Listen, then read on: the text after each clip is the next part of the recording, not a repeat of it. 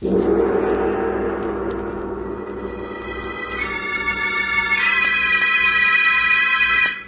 Sealed Book.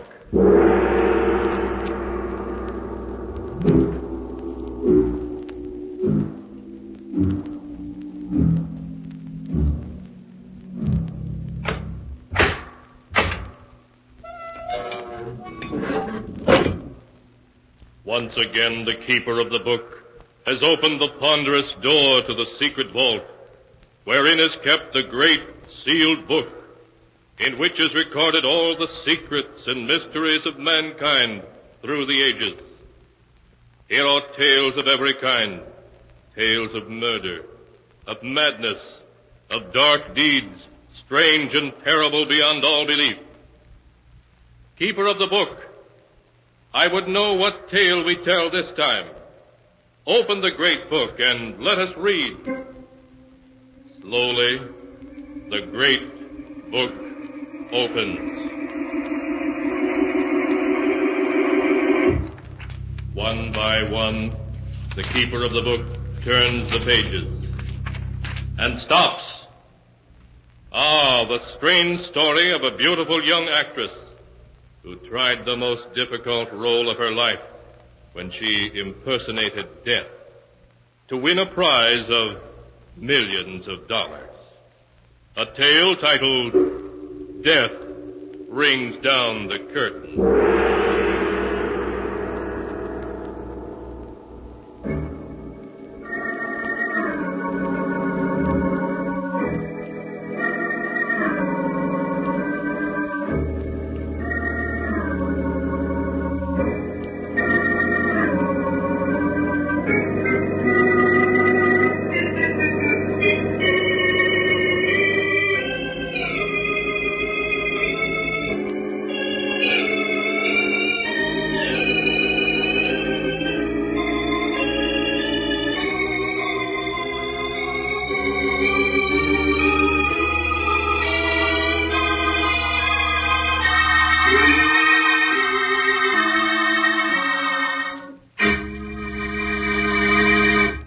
And here is the tale, Death Rings Down the Curtain, as it is written in the pages of the sealed book. In the darkened bedroom of Martha Richards, a room where the blinds are always shut, young Dr. Smith is listening intently through his stethoscope to the laboring heart of his elderly, crotchety patient. Well, how much longer are you going to keep thumping me with that stethoscope, you old quack? I've finished examining you now. Well, don't just stand there without saying a word. How am I? How much time have I got left? Well, that's difficult to say. If you will avoid all excitement, I think I can say a year, possibly 2. A year, possibly 2. Yes, but only if you do as I say. Now, there's no reason at all why you should insist on remaining in this darkened bedroom month after month. Why, it's been a year since you've been out of this room. Oh, you're going to start on that again. And what's more, Mrs. Richards, this living in utter seclusion is bad for your health. You should leave this room and see people. No, Doctor, no. I won't have my maid pushing me around in a wheelchair, the object of everyone's pity. I prefer to remain in this room and have people think of me as I was, not as I am. Very well. Only I can't see why you refuse to have visitors. It would give you some interest in life. It may surprise you to know, Doctor, that I'm expecting 2 visitors, though it isn't because of anything you've said. I'm sure it isn't. But the way my heart is, I think it's about time I was drawing up a will. Before I do so, I want to get acquainted with my only living relatives, a niece and a nephew from my husband's side of the family. And they're the 2 visitors you're expecting? Yes. I haven't seen Gerald and Mildred since they were children. I'm very curious to see what they grew up to be like. I understand Mildred's an actress. An actress? You don't mean that Millie Richards is your niece, do you? Yes. Have you heard of her? Of course. Everyone has. She's one of Broadway's leading actresses. I saw her in a play recently and thought she was excellent. Probably drinks and smokes and's been married 3 or 4 times. And her brother Gerald is probably an heir-to-wheel who's never worked a day in his life. Aren't you being a bit unfair, judging the 2 of them before you've even seen them? That remains to be seen, Doctor. Before I draw up my will, I intend to learn everything about them. I'll give them both every opportunity to prove they're worthy of part of the Richards' fortune. When do you expect them? Well, they said they'd be here in time for dinner, which means they should be on their way here now.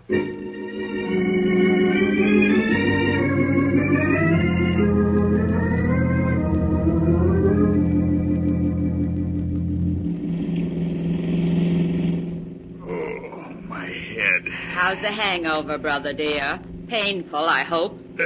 What am I doing in this car? Where are we going? Have you forgotten, darling? This is the day we were invited to visit Aunt Martha. Oh. You remember dear old Aunt Martha.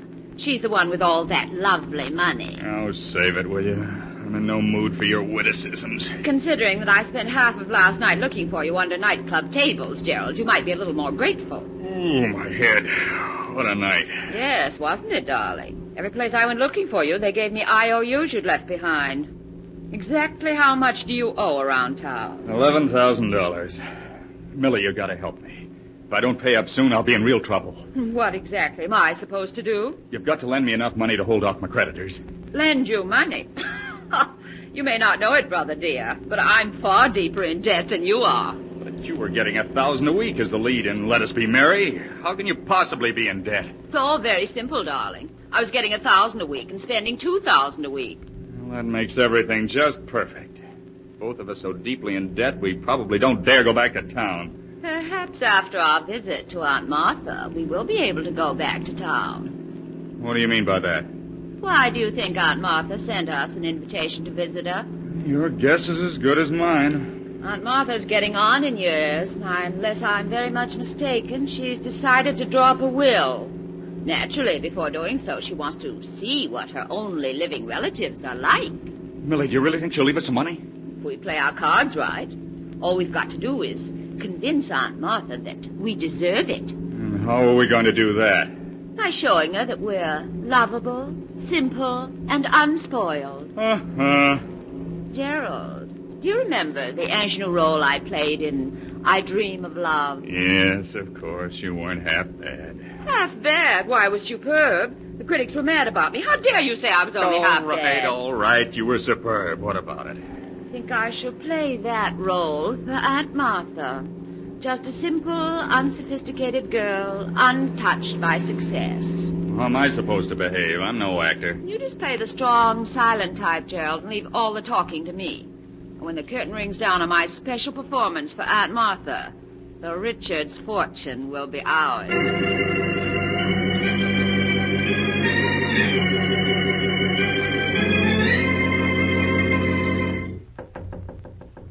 Come in. Hello, Aunt Martha. It's us, Aunt Martha. Oh, come in, Mildred. Gerald. Well, it's been quite a number of years since we've seen each other, hasn't it? Yes, it has been, Aunt Martha. I've been meaning to call on you for ever so long, Aunt Martha, but something always interfered at the last moment. Well, what finally brought you here? Well, when you mentioned in your letter that you were ill and would like to see us, I simply couldn't stay away. I dropped everything to come here.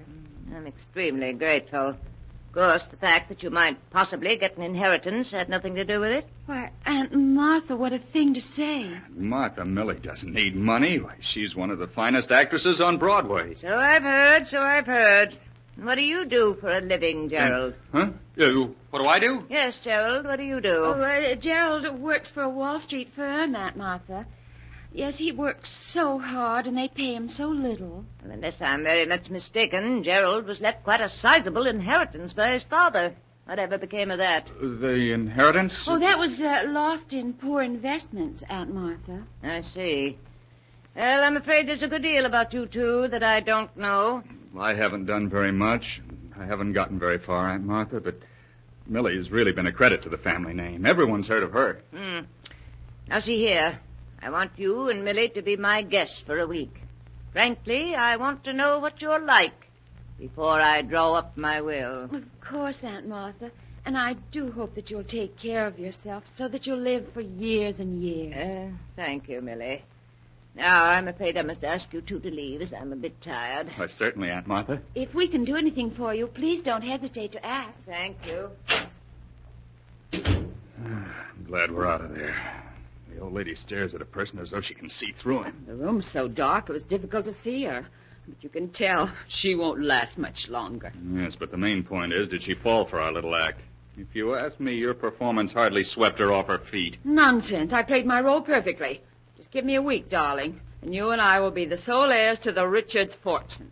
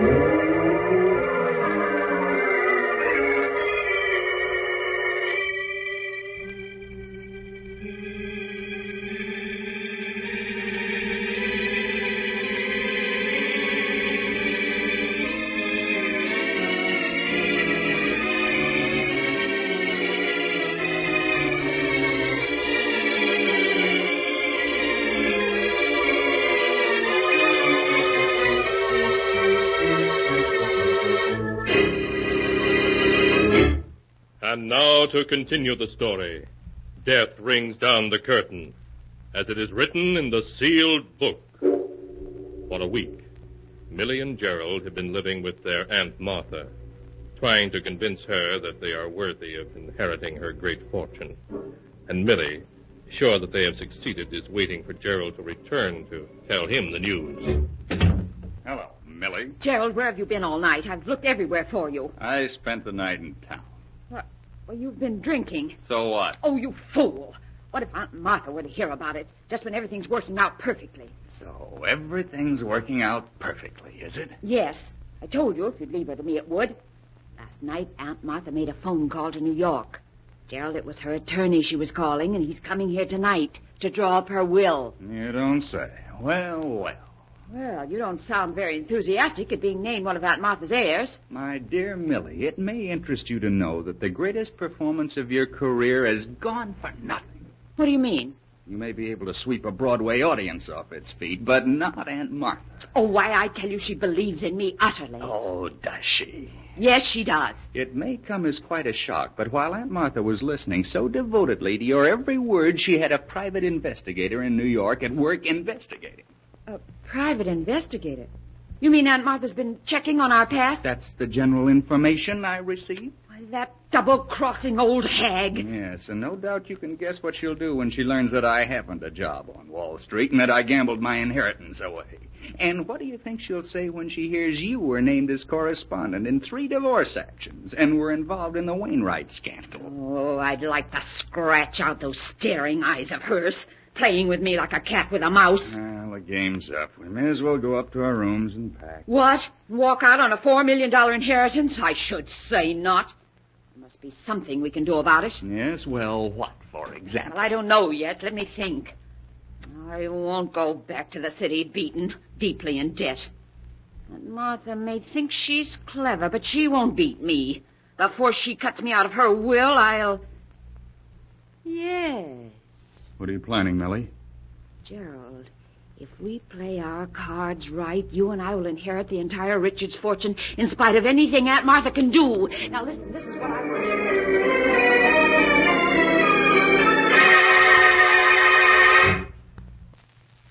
As Millie explained her idea, Gerald's face became white. But in spite of his fears, he finally agreed to do exactly as Billy asked.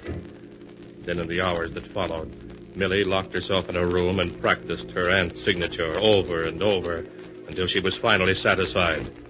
And that evening, as the clock struck 8, Millie and Gerald silently stole down the hall to the door of their aunt's room. Millie, let's not go through with this. It's madness. Be quiet, you fool. I tell you, it's the only way out. But what if we're caught? You know what that'd mean. I tell you, we won't be caught if you do exactly as I say. I've everything worked out perfectly, to the last detail. Get hold of yourself. I'm going to knock. You know exactly what you're to do. Yes. Come in. Good evening, Aunt Martha. I hope you're feeling well, Aunt Martha. Oh, Mildred, Gerald, eh? Come in. Thank you.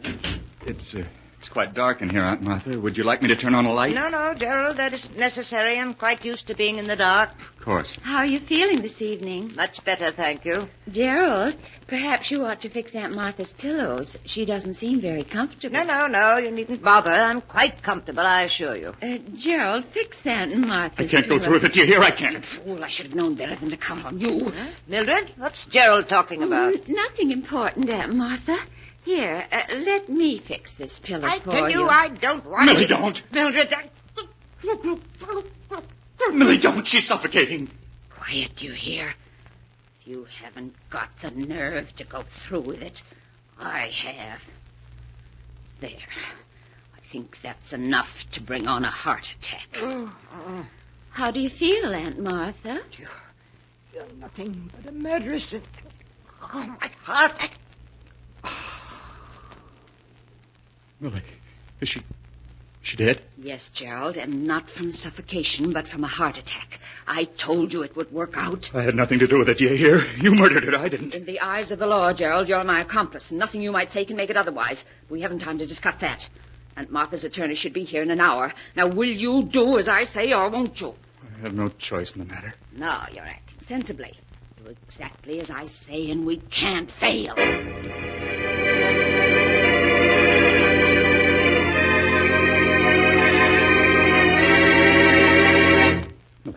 Car just stopped in front of the house. It must be Mr. Jordan, Aunt Martha's attorney. It certainly is punctual. Are you ready? I need a little more shading here under my eyes. Hurry, Millie. He'll be up here in a minute. Gerald, I've never been late for a curtain yet, and I won't be late for this one. There. Now, help me on with Aunt Martha's bedrobe. All right. There. Now, how do I look, Gerald? You look exactly like Aunt Martha. If I didn't know her body was in that closet, I'd swear you were her. In the dim light of this room, no one can help but take me for Aunt Martha. Yes, but what about your voice and the things you may have to know? Just listen to this. Don't be ridiculous, Gerald. As mistress of this house, I answer only those questions which I wish to answer, and I assure you I shall not be tripped up. Does that convince you? Yes, I'm convinced. Millie, quick. Get in bed. I hear someone coming. All right, Gerald. And please stop shaking. I tell you, we can't fail. I shall give the greatest performance of my career.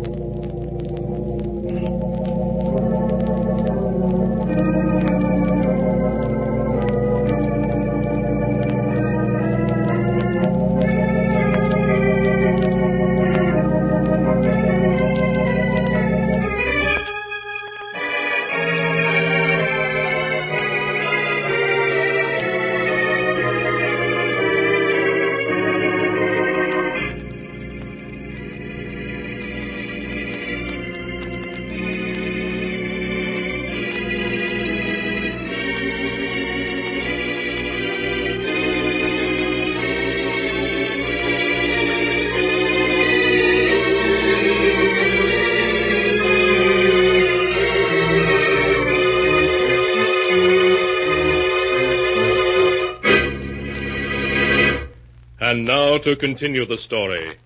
Death rings down the curtain, as it is written in the sealed book. Swiftly, Millie, made up to look like her dead Aunt Martha, slips into her aunt's bed, and then, as Gerald lights a cigarette with trembling fingers, someone knocks at the door. Come in. Good evening, Mr. Jordan. Come in, won't you? Well, Mrs. Richards, how are you? Why, bless me, it's been over a year since I've seen you. Really, Mr. Jordan? Has it been that long? Certainly has. How are your eyes? Still troubling you? My eyes? Oh, they're much better, thank you. Well, that's fine, Mrs. Richards. Oh, by the way, this is Mr. Wilson, my secretary. How do you do? I'm happy to meet you, Mrs. Richards. I don't think, Mr. Jordan, you met my nephew, Gerald Richards. Gerald, this is my attorney, Mr. Jordan. Well, how do you do, Mr. Richards? Mr. Jordan, I want to have a will drawn up and signed tonight. Tonight? Surely you can't be serious, Mrs. Richards. After all, your vast holdings require a will that will take you days to draw up. No nonsense. I'll have none of your involved 40-page wills. All I want is a simple will dividing my entire estate equally between my nephew Gerald and my niece Mildred. But, Mrs. Richards, there are so many other details that enter into the matter of a will. For example, we must consider Mr. Jordan, will you do as I say, or must I get another attorney to draw up my will? Very well, Mrs. Richards. Mr. Wilson, please draw up a will dividing the entire estate between Gerald Richards and Mildred... Mildred Richards. She's Gerald's sister. Yes, thank you. I'll take care of it at once, Mr. Jordan. You mean, Mr. Jordan, you've never heard of my niece, Mildred Richards, the Broadway actress? Oh, you mean Millie Richards? Why, yes, of course. I've seen her in quite a number of plays. Oh, really? What do you think of her? Well, frankly, Mrs. Richards, I think your niece has a tendency to overact. Oh, you do you? Yes, take this last play she was in, Let Us Be Merry. Now, I think she played it far too hard for comedy. I'd have preferred to see an actress like, say, Joan Walker play that role. Well, it's only your opinion. I should like you to hear what the critics had to say about her performance.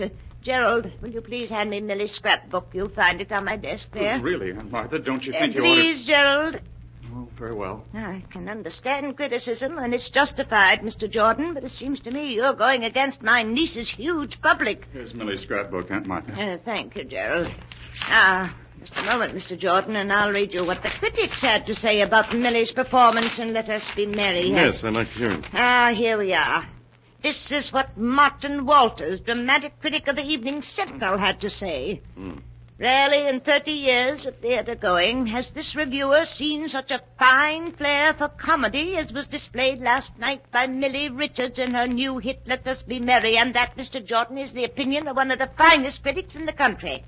Well, I may be wrong, Mrs. Richards. Naturally, I was only venturing a personal opinion when I said... I have Mrs. Richards' will prepared, Mr. Jordan. I use the standard form. Oh, yes. Let's have a look at it.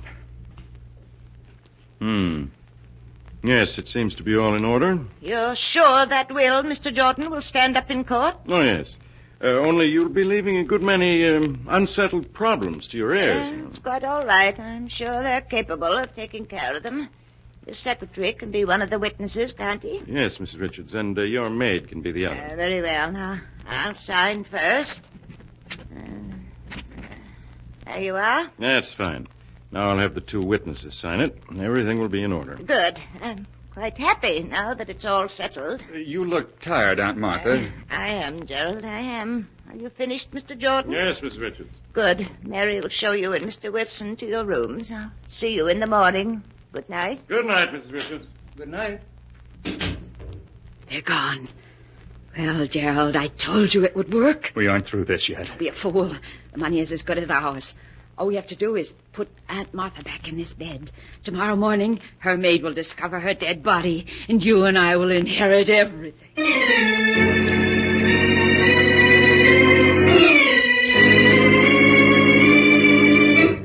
The next morning, things went exactly as Millie had foreseen.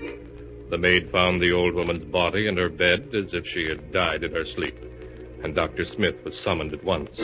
After a brief examination, he was satisfied that Martha Richards' tired heart had simply given out during the night. I can't believe it somehow, Doctor. Aunt Martha was such a dear. It's impossible to believe she's really dead. You mustn't feel too badly, Miss Richards. It was all over quite quickly, I'm sure. Your aunt's heart simply gave out. But she seemed so strong and well when we left her last night. Why, when she and I were arguing, it was just like old times. You mean you and Mrs. Richards had an argument last night? Well, not really an argument, Doctor. They were just debating over my sister's ability as an actress. Yes, that's all it was. I hope you won't mind, Miss Richards, but when I told your aunt, I thought that you overplayed your roles. Oh, that's quite all right, Mr. Jordan. What did she say to that? She almost hit the ceiling when I criticized you. She claimed that you're the finest actress in the country. Oh, Aunt Martha was always a dear. Strange that she should have said that, considering that she never saw Miss Richards perform. Well, maybe she hadn't, but she pulled out a book of clippings about Miss Richards and read me what one of the critics had said about her niece. She did what? She read me what one of the critics had said about Miss Richards' ability as an actress. I see. Mr. Jordan, I think your criticism of Miss Richards that she overplays is justified. I beg your pardon. I never overplayed a role in my life. I'm afraid, Miss Richards, that you overplayed one last night. Last night? What do you mean? Your Aunt Martha was an extremely proud woman. She couldn't stand to be pitied. Exactly a year ago, she became blind. And when she did, she refused to leave her room and allow people to know she'd lost her sight. Only 2 people knew of her blindness, her maid and myself.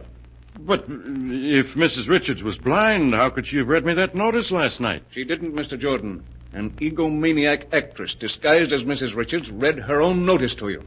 Isn't that so, Miss Richards? Go ahead, tell him, Millie. You're so clever. You're the greatest actress in the world. You had everything worked out to the smallest detail. Be quiet, you fool. They can't prove a thing. No jury in the world would believe them. I'm too great an actress to be convicted of murder. Do you hear? I'll give a performance that'll sweep a jury off its feet. They'll never forgive me. They'll never convict me.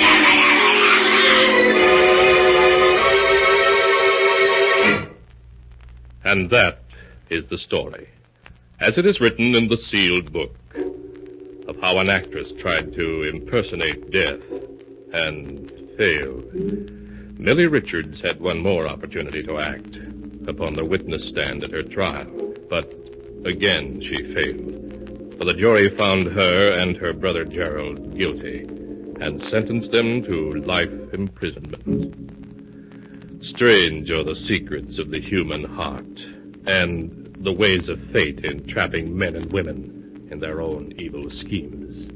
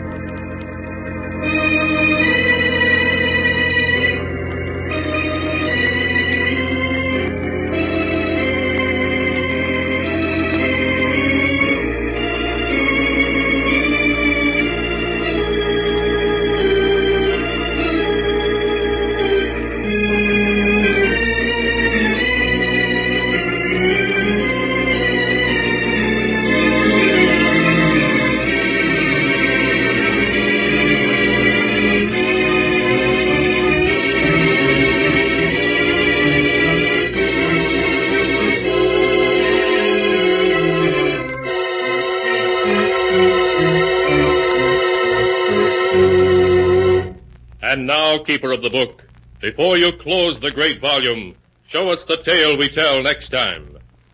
This one, yes, a weird and amazing story of a wife who loved her husband too fondly, and of another wife who came from the grave. A tale titled, Till Death Do Us Part.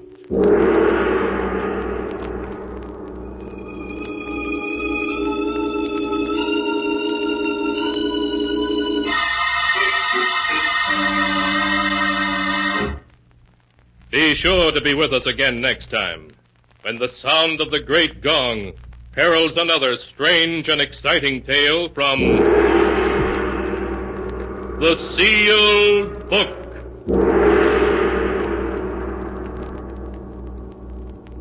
The Sealed Book, written by Bob Arthur and David Cogan, is produced and directed by Jock MacGregor.